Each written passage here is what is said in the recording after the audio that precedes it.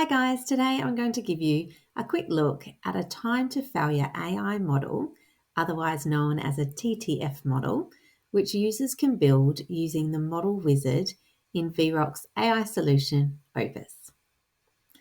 Okay, so the model we are looking at has been trained in order to predict a low-level situation in a tank at least 4 days ahead of time. Then the operations team can prepare chemical and top up the tank. This model is trained on historical data and then constantly learns and recognises patterns based on the plant's live environment. The orange period is the model training and the model predicts after that. This particular model has been built for one critical target, glycol levels in a tank. And when the tank level reduces based on consumption in the plant, the model will raise a warning. The model creates a warning when the tank level starts reducing. The team gets notified when the level significantly reduces to the low level that has been specified. This particular model predicts up to 4 days ahead. And you can see the green is low probability of the level reaching to model threshold. And the yellow indicates that the level is reducing.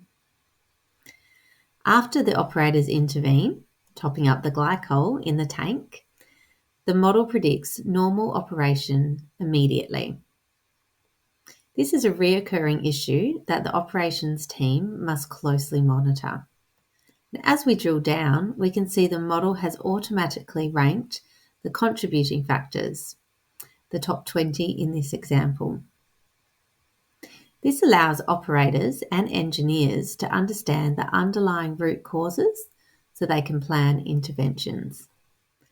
This model accuracy is 98%, and as a result, this model is relied on by the team to ensure levels are carefully maintained and incidences are avoided.